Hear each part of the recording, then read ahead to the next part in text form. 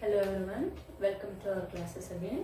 ఇవాళ మనం 10th chapter అయిపోయింది కాబట్టి లాస్ట్ క్లాస్లో ఇవాళ 9th చాప్టర్ నుంచి చూస్తున్నాం. Second years, intermediate second years.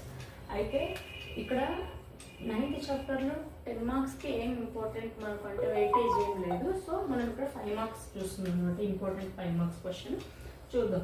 Explain the causes for environmental degradation. ఈ క్వశ్చన్ వచ్చేసి ఏంటి? ఎన్విరాన్మెంటల్ డిగ్రేడేషన్ అనమాట. అంటే ఏంటి? వాతావరణం ఎట్లా పాడైపోతుంది అనేది మనకు. సో దీనికి చాలా ఒక 5-6 సబ్ టాపిక్స్ తీసుకున్నాం అనమాట. మనం ఏమేమి రీజన్స్ అనేది చూద్దాం. ల్యాండ్ ఫిల్స్ అంటే ఏంటి? ఇక్కడ అంటే గుంటలు, మురిక్కాలో గుంటలు అంటాం కదా మనము. ఎక్కడైతే నీళ్ళు వచ్చేసి పల్లంలో ఆగిపోతూ ఉంటాయి, అంటే ఎత్తు పల్లాలు వచ్చినప్పుడు ఎక్కడైతే లో ప్లేసెస్ ఉన్నాయో అక్కడ వాటర్, వర్షం నీళ్ళు కానీ డ్రైనేజ్ నీళ్ళు కానీ ఇవన్నీ కూడా ఆగిపోతాయి అనమాట. ఈ ల్యాండ్ ఫిల్స్ వల్ల ఏమవుతుంది మనకు అంటే ప్రొడ్యూస్ ఫౌల్ స్మెల్ అంటే ఏంటి? బ్యాడ్ స్మెల్ అనమాట. నీటి వాసన కానీ బ్యాడ్ స్మెల్ కానీ డ్రైనేజ్ ఎప్పుడైనా లీక్ అయినప్పుడు మనందరికి తెలిసే ఉంటుంది, రోడ్ల మీద కనిపిస్తుంటాయి వర్షాకాలాలు వచ్చినప్పుడు ఎస్పెషల్లీ. ఇక్కడ ఈ ఫౌల్ స్మెల్, ఇంప్యూర్ డ్రైన్ బయటకు వచ్చేస్తుంటుంది. ఇంప్యూర్ డ్రైన్ వాటర్ అనేది బయటకు వచ్చేస్తుంటుంది అనమాట. అదంతా ఓపెన్గా ఎక్స్పోజ్ అవ్వడం వల్ల దాని మీద డిసీజెస్ రావడం కానీ, లేదంటే వైరస్లు ఏమైనా స్ప్రెడ్ అవ్వడం కానీ, లేకపోతే ఈ దోమలు మల్టిపుల్ అవ్వడం కానీ, ఇట్లాంటివి చాలా పాసిబిలిటీస్ ఉంటాయి అనమాట. దీనివల్ల ఏమైపోతుందంటే ఎన్విరాన్మెంట్ అనేది కొంచెం దెబ్బతింటుంది. నెక్స్ట్ న్యాచురల్ కాజెస్ కూడా ఉన్నాయి దీనికి. ఏమేమి ఉన్నాయి న్యాచురల్ కాజెస్? టైడల్ వేవ్స్ అంటే అలలు, చాలా పెద్దగా అలలు వస్తాయి, పెద్ద అలలు వస్తాయి. అంటే అబ్నార్మల్ టైడల్ వేవ్స్ వస్తాయి, జనాలు కొట్టుకెళ్ళిపోతారు అనమాట. ఈ బీచ్లో అట్లాంటి వాటిలో ఇంగ్లీష్ మూవీస్లో ఎక్కువ చూపిస్తూ ఉంటారు మనకు. ఉంటే టైడల్ వేవ్స్ పెద్దగా అయిపోయి ఏమైపోతాయి? జనాలంతా అది లాక్కెళ్ళిపోతాయి లోపలికి, సముద్రంలోకి. నెక్స్ట్ ఈ టైడల్ వేవ్స్ వల్ల ఏమవుతుందంటే సముద్రం యొక్క తీరం ఉంటుంది కదా, అక్కడంతా దెబ్బతింటుంది అనమాట. అక్కడ ఉండాల్సిన ల్యాండ్ సరిగా ఉండదు. ఇంకా ఎట్లయిపోతుందంటే ఇప్పుడు మంచిగా ఫర్ ఎగ్జాంపుల్ మనం ఏం చెప్తాం, గుల్లగుల్లగా అయిపోవడం అనమాట. కాలు పడితే లోపలికి దిగిపోవడం, లేదంటే భూమి అంతా దాని స్ట్రెంత్ అంతా కోల్పోతుంది, అక్కడ బాగా దెబ్బతినిపోయి. నెక్స్ట్ సునామీ అంటే ఎక్కడ వస్తుంది? అది కూడా సముద్రాల దగ్గరనే వస్తుంది. నెక్స్ట్ దానివల్ల చాలా జీవచరాలన్నీ నాశనం అయిపోతాయి. ఇంకా అటు చుట్టూ బతికే ప్లేసెస్లో ఉండే మనుషులు కానీ, చెట్లు కానీ, ఇంకా వేరే కానీ అన్నీ కూడా డిస్ట్రాయ్ అయిపోతాయి. నెక్స్ట్ స్ట్రాంగ్స్ అంటే ఉరుములు, మెరుపులు అంటుంటాం. ఎక్కువ న్యూస్ పేపర్స్లో చూపిస్తుంటారు కదా మనకు. పల్లెటూర్లలో లేకపోతే ఊరు బయట ప్రదేశంలో కొంచెం వర్షాలు పడినప్పుడు కానీ, లేదంటే గడ్డివాముల మీద పడుతుంటే పైనుంచి థండర్ స్ట్రాంగ్స్ అంటే ఒక నిప్పు రాజేసుకొని మొత్తం కాలిపోవడం అనమాట. మనుషుల మీద, పశువుల మీద, గడ్డివాముల మీద పడుతూ ఉంటాయి, న్యూస్లో చూపెడుతుంటారు మనకు. నెక్స్ట్ ఎర్త్ క్వేక్స్ అంటే భూకంపాలు వస్తే ఏమైపోతుంది? మనుషుల యొక్క లైఫ్ పోతుంది, ప్రాపర్టీస్ పోతాయి, అసెట్స్ పోతాయి, ఏవైనా జంతువులు అంటే వాటి ప్రాణాలు పోతాయి, అన్నీ పోతాయి అనమాట. అంటే ఏంటి? Destroying everything on the earth అనమాట. Next wild fire. ఈ మాట ఈ మధ్యలో మన పుష్ప సినిమా వచ్చినప్పటి నుంచి బాగా మనకు తెలుస్తుంటుంది కదా, వైల్డ్ ఫైర్ అని. అంటే ఏంటి? కారు చిచ్చు అనమాట. కారు చిచ్చు అంటే ఏంటి? అడవులు తగలడిపోవడం. ఎక్కువ మనం ఆస్ట్రేలియాను, అమెరికాలో కూడా జరిగింది, కాలిఫోర్నియాలో మొత్తం కారు చిచ్చు అనమాట. ఈ కాలిఫోర్నియా ప్రదేశంలో, లాస్ ఏంజలస్ అనే ప్రదేశాల్లో మొత్తం అడవులు ఉంటాయి. ఇక్కడ సెలబ్రిటీలు బాగా ఉంటారు, హాలీవుడ్ ఉంటుంది, హాలీవుడ్ వాళ్ళు ఉంటారు. ఏమైపోతుంది? మొత్తం అడవులు అంటుకుపోతాయి, అగ్గి రాచుకొని అడవులు కాలిపోయి జనావాసంలోకి వచ్చేస్తుంది. అంటే ఇల్లులు తగలబడిపోతాయి అనమాట అడవంతా కాలిపోయిన తర్వాత. అంటే ఏంటి? దానివల్ల జంతువులు చచ్చిపోతాయి, చెట్లు నాశనం అయిపోతాయి, మనుషులు తగలడిపోతారు, ఇల్లులు పోతాయి, అన్నీ పోతాయి, ప్రాపర్టీలు పోతాయి, కార్లు పోతాయి, అన్నీ పోతాయి. అంటే మొత్తం నాశనం. మళ్ళీ అక్కడ ఏంటి? మళ్ళీ మొక్క మొలవాలంటే చాలా టైం పట్టుద్ది అనమాట. సో దీనివల్ల ఏమంటే ఈ న్యాచురల్ కాజెస్ ఇవి ఎవరు మనుషులకు తయారు చేసింది కాదు. ఈ టైడల్ వేవ్స్ కానీ, సునామీలు కానీ, స్ట్రాంగ్స్ కానీ, ఎర్త్క్వేక్స్ కానీ, వైల్డ్ ఫైర్ కానీ, ఇవన్నీ మ్యాన్ మేడ్ థింగ్స్ కాదు. These are all natural made things అనమాట. సో వీటికి మనకు ఏ సంబంధం లేదు. అడిగిన వచ్చింది అనుకో, మనం మాత్రం కంపల్సరీగా డిస్ట్రాయ్ అవుతుంది అనమాట కొంచెం. నెక్స్ట్ డీఫారెస్టేషన్ అంటే ఏంటి? అడవులన్నీ కొట్టేయడము, కట్టెలు తెచ్చుకోవడము, వంటలు వండుకోవడానికో, బిజినెస్ చేసుకోవడానికో.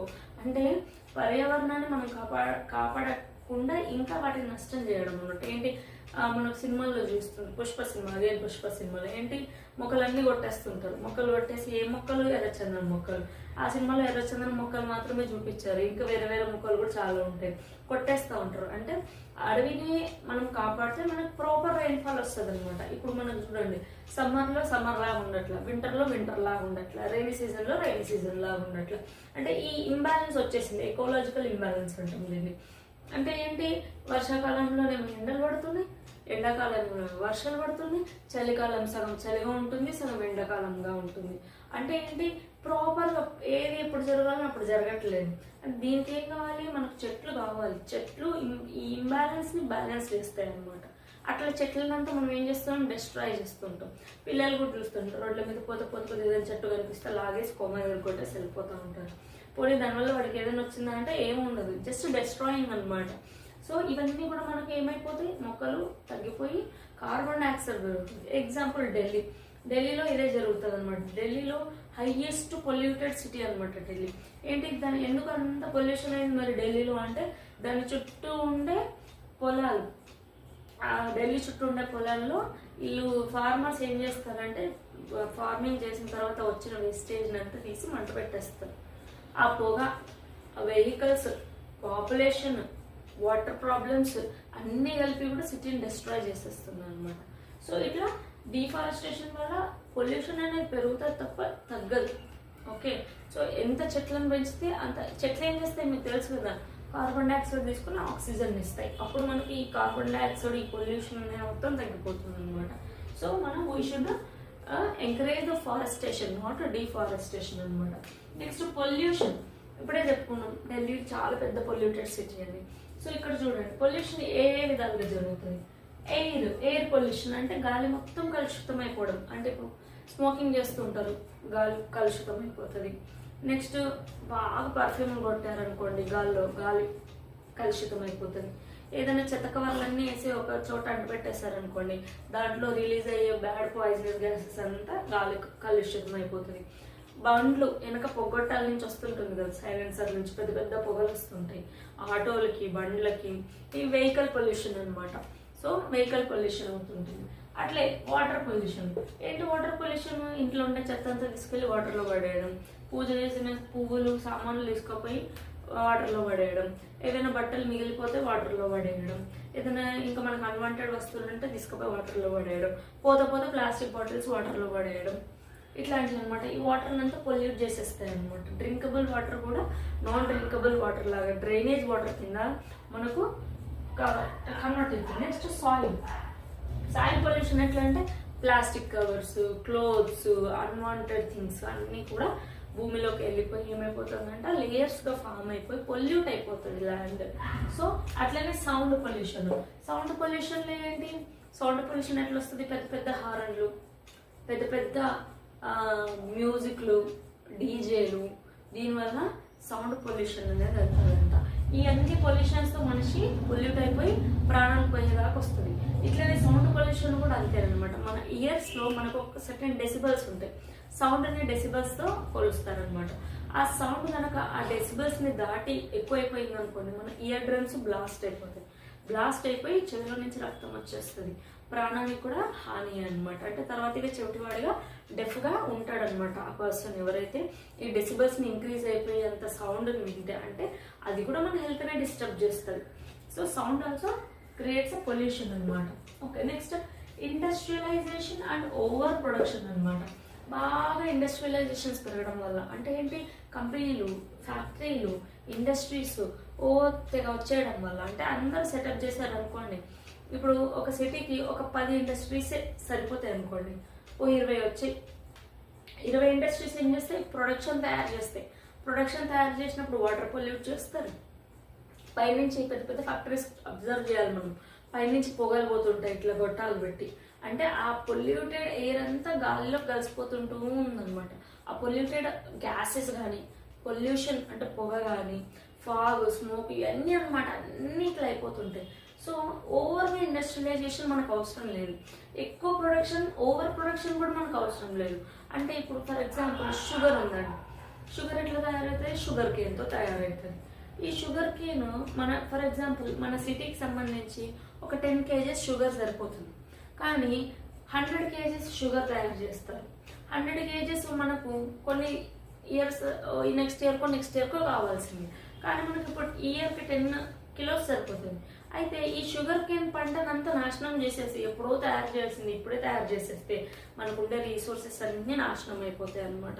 అంటే ఎప్పుడో చేయాల్సిన ప్రొడక్షన్, ఎప్పుడో కావాల్సిన ప్రొడక్షన్ ముందే చేయడం వల్ల ఎన్విరాన్మెంట్ అనేది దెబ్బతినిపోతుంది, పొల్యూషన్ అనేది పెరిగిపోతుంది, రీసోర్సెస్ ఈ చెట్లు పంటలు ఇవన్నీ నాశనం అయిపోతాయి. కాబట్టి ఈ ఓవర్ ప్రొడక్షన్, ఓవర్ ఇండస్ట్రియలైజేషన్ వల్ల కూడా ఈ ఎన్విరాన్మెంట్ కి చాలా పెద్ద దెబ్బ తగులుతుంది. నెక్స్ట్ ల్యాండ్ డిస్టర్బెన్సెస్ అనమాట. ఏంటి, ల్యాండ్ కూడా డిస్టర్బ్ అవుతుంది ఈ ఎన్విరాన్మెంటల్ డిగ్రేడేషన్ వల్ల. చూడండి ఎట్లా వీడ్ ప్లాంట్స్ అంటే పిచ్చి మొక్కలు, కలుపు మొక్కలు అంటాం కదా, అవన్నమాట.